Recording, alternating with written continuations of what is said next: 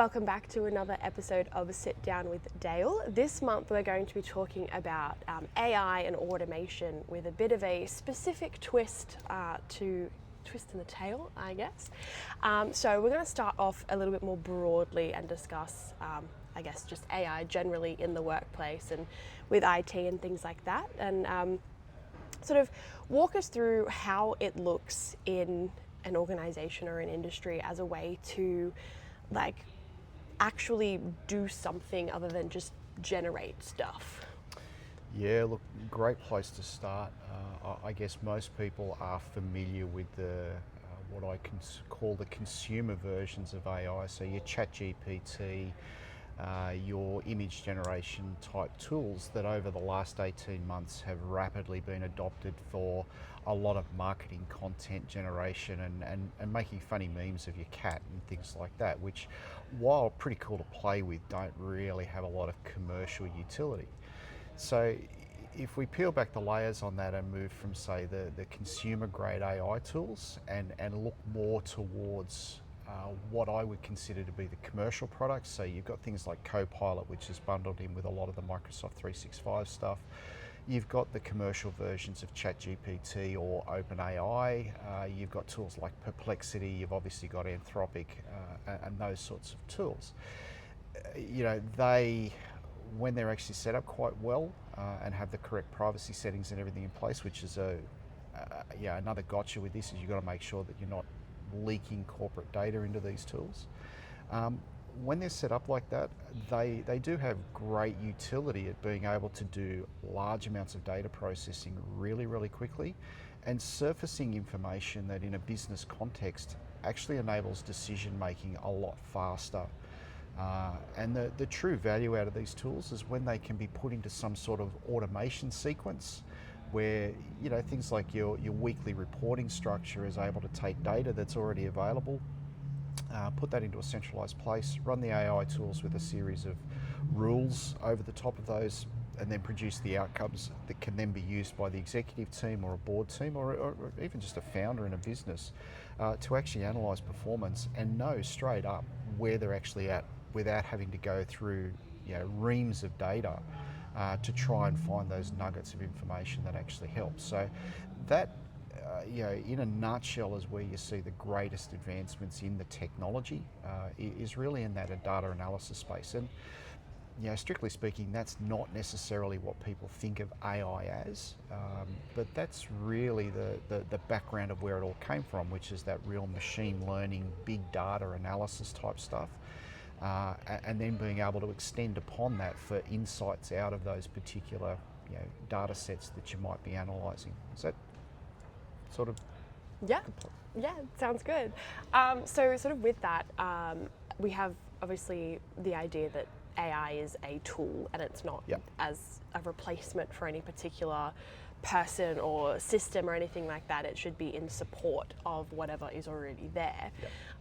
For a lot of very busy teams and organizations and things that are very go all the time, what are sort of specific areas other than just broadly like admin or data and things like that that we've seen actually help cut back on that time to be able to free them up to do other things? Yeah, look, great framing. It really comes down to, the stuff that AI is really, really good at the moment is those repetitive tasks that happen, for small amounts of time, multiple times a day. So that's the stuff that you can design a workflow or an automation or a business process around. And then can use the insights of AI to do the data analysis within that process, surface a result, and then pass that result on to the next step in the process, if you like. So it really comes down to taking those repetitive tasks away from creative humans and using the technology for what it's good at, which is that repetitive stuff. Keep the creative thought processes and the uniquely human things like talking to each other. That's the stuff that really becomes quite critical within a business process. That AI at the moment is not going to make phone calls out to people and sound inherently human. It's not good at that yet. do I see a day where it could be? Perhaps, but the amount of processing power required to make that happen, I don't think it's going to be a realistic use of the technology. Could be proven wrong. But right now it's really around the scenario of a busy team. It's taking that busy work away from that team. The repetitive stuff that people make mistakes on because they're not necessarily focused on it. They're not necessarily have a great attention to detail. That's where your AI tools really come into their own as being able to do that. There's a lot of talk at the moment about code generation and vibe coding. Dare I say it, and there's a few developers out there that want to probably stick pins into my voodoo dolls of me. Coding is not necessarily a fun experience for a lot of people. It is quite laborious, it is quite time consuming. So to be able to use AI-based coding tools to generate the bulk of the code and then use the human intuition to review the code and make sure the outcomes are right and make sure that it looks and feels appropriate is a really good blend of that inherently human experience of interface design coupled with the ability to churn out code which follows rules quite well. So it's about blending the two together and understanding the strengths and weaknesses of the tool. And I can liken it back to, and I'm probably just old enough to remember when compressed air nail guns first became a thing. And it was a case of people, lots of old tradies used to love walking around with a hammer and a bag of nails, and that's what they knew. The new tool came along and everybody started using their Paslow nail gun for all sorts of things that it wasn't designed for. Used in the right way, it's a brilliant tool. Used in the wrong way, it's an absolute pain in the caboose. Right? AI is exactly the same. It is a tool like any other tool in your business. Use it in the right place, it'll serve you well. Try and use it for everything, and yes, you can put in a screw with a hammer, but it's not the right way of doing it. Right? So again, it's that almost common sense, pragmatic approach of understand the tool, understand where it should be used, and use it for what it's designed for. And so, obviously, speaking of busy teams and repetitive tasks and things like that, we, for ourselves as Microsolve, have a brand new tool coming out to assist us and clients. Talk us through it. What's going on? We have, and I guess this is a case of us drinking our own Kool-Aid in some respects. Anybody who's worked in the technology industry would understand that a lot of the work that we actually do behind the scenes is quite repetitive. It is quite, in some respects, labour intensive, and for some people it's very boring and very time consuming. It is what it is. And over the last 15 years we have innovated in a number of areas of how you actually capture data related to various aspects of client technology. Client experience, and how do you make that information available to your tech team to be able to solve issues faster, more efficiently, and with a higher quality of outcome. And it's always been a case of analysing the data that you're able to capture has always been quite difficult. And we've been working quite hard behind the scenes over the last 18 months with a development organisation on some technology that will actually help us at that point of issue reporting to actually gather a whole heap of telemetry data in real time and be able to use that data and analyse that data to support both our clients and also our technicians in being able to deliver better outcomes for our clients. Yes, some of this actually helps us do it faster, but the biggest thing here is about being able to deliver higher quality support outcomes in near to real time. And that's a blend of what is loosely called artificial intelligence, but also with the ability to actually interface with that telemetry data, and then with some limited activations of being able to preemptively solve issues straight up. So very, very exciting for us. It definitely sounds like, a step forward, or several steps forward probably. To bring it back, let's start with, what are we calling it, and what does it sort of look like in the most basic layperson terms? Like, how does this help people who have no idea about any of the IT stuff? Yeah, and ultimately that's what this is about, is being able to provide tools and technologies that, dare I say it, the average technology user can look at and go, I inherently understand how to use that. Mm-hmm. So the tool itself is called Microsolve Assist, and it will be integrated into our support stack. So it's not a new tool per se, it is just a component of what we do. It sits behind the scenes in terms of our ticketing flow. It analyses tickets that are reported via email. It analyses comments that are actually put in by our support technicians. But it does also surface an interface where our clients are able to actually go in there and straight up ask a technical question, or even just a lay question of, for example, why is my computer running so slow? And it has the ability to go and interrogate your computer, find out what is actually the underlying cause of that, and then provide suggested actions of how you can self-resolve that particular issue. And it does that with essentially no data leaving that environment, and it's not using general internet things, so privacy and things like that is maintained. Where the activity that's being requested obviously has some level of security requirement around it, it still reverts to what we call human in process. So, it will take that to a technician or follow the defined process that's put forward to say, no, you can't request the ability to remove your boss's account from the system. No, you can't request access to payroll data. It inherently understands those sorts of secure processes and respects that. But for things like, Word won't print. Okay, it can actually go through and do most of the diagnostic work to find out, do you actually have print drivers? Is there a process hung? Is Word just not working? Do you not actually have access to Word? It will do all of those base level checks, and it will do those in near to real time, and then provide guidance for the end user. And if it's not something that can be resolved in real time right there, it will automatically escalate that through to a human or a technician in the process to be able to go to that next level. So, win for client, it's fast. Win for technician, all of the data that you actually require to investigate the ticket is available then and there on the spot. And so sort of expanding on that, for the technicians and for the operations sort of team, what does that give them the opportunity to do going forward with that extra support? Look, the reality is that technicians tend to spend a lot of their time chasing information. So you can have situations where a time poor client rings up and reports an issue, but they have to get off that call pretty quickly because they've got another pressing requirement in their job. Mm-hmm. And they may not have been able to provide full context, and they may not have been able to answer the questions that the technician actually requires. So you end up in this situation where you've then got a technician playing phone tag with a client. And that time is wasted time. It's wasted time for the client, it's wasted time for the technician.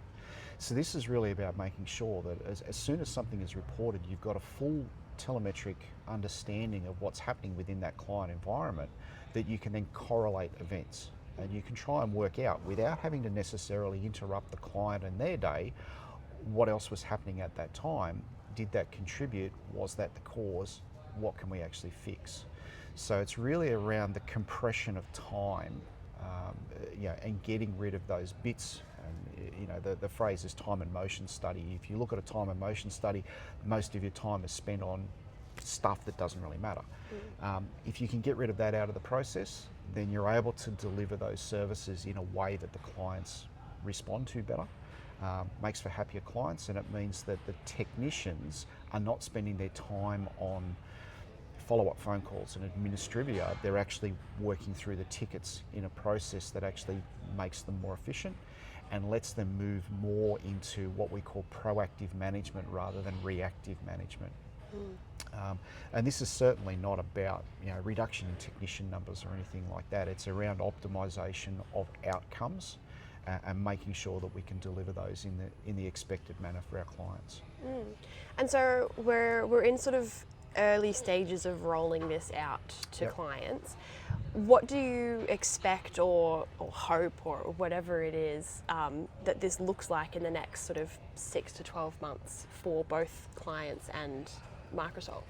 Yeah, look, 6 to 12 months is actually a really interesting time frame. So we've been piloting the technology across a number of key clients for around the last 3 months, and the insights that we're getting are absolutely brilliant. So straight up, we've identified that there are process optimizations that can be made both within the client business as well as within our processes that would see reductions of about 15 to 20% in lost time, if you like, or dead time on 65% of tickets. Wow. So these are not theoretical numbers, these are real numbers of what we've seen. The other thing we've actually seen highlighted is where there is variance between what we consider to be the as designed infrastructure versus what's actually built. So you're able to then pick up on areas where there may have been a little bit of wandering in the way the technology is used. And it gives you a really great opportunity to have that conversation with the client and go, hey, look, is this intended or is this unintended? Is this a case of staff working around systems because they're not doing what they're supposed to? Or is this something that needs to be changed?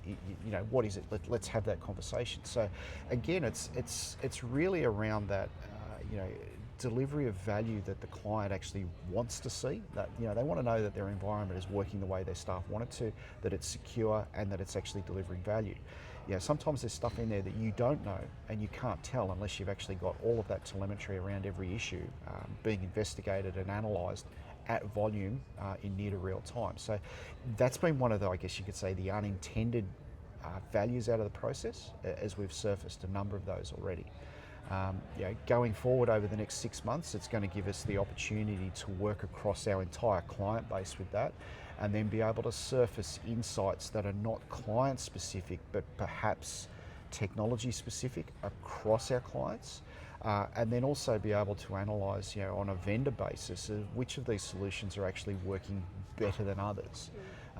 And again, that gives you information that you can then work with your client base on, what have we found across other clients that might be of use here, and it's not about sharing trade secrets, but it might be a case of, the software package that you're using for business process X, we've actually seen that to be 35% less efficient than a comparable product. Perhaps there's something there that you could look at. It's not us telling them to do that, but it's surfacing insights that then help everybody to look at what's going on. So there's an element of that. In terms of the product development itself, there's still a fair way to go before it's at the point where it's able to actively resolve things on its own. And that's not necessarily I guess you'd call it a blinding priority for us at the moment. It's about making sure that it works as it says on the label. And it's providing assistance for our clients. It's not a replacement for our guys. It's an assistant technology. So this is not about turning around and going, oh, we've got a bot that solves every one of your problems. No, we've got a bot that actually picks up on signals and is able to assist. That's what it's there for. It's a tool, it's not a replacement. Sounds very exciting, and sort of be able to watch it unfold in real time is definitely going to be one to look out for and sort of roll through. If people are sort of watching and going, that sounds really interesting, where can I find more information on what it does, or how it might help my organization? Where would you suggest that they go to or approach? Look, great question. A really simple answer is we've actually written a couple of blogs about our process going through this, because it's, for us as a technology organisation, this is a bit of a new frontier of actually developing software and being fairly in depth in that development process. And there's some real learnings out of that. There's some real learnings out of how to actually roll this out in a safe and considerate manner. It's a couple of blogs, and I think we've also got a support page which will be down in the footer on this video of how this actually plays into our overall support stack and what value it actually delivers in client environments. It's not for everyone, but it is for those organisations that may be time pressed and have a workforce that needs access 24/7 to tech support without wanting to foot a 24/7 tech support bill. Fabulous. So if you want some more information, definitely check the description below or head over to our website. Thank you so much for your time. Thank you.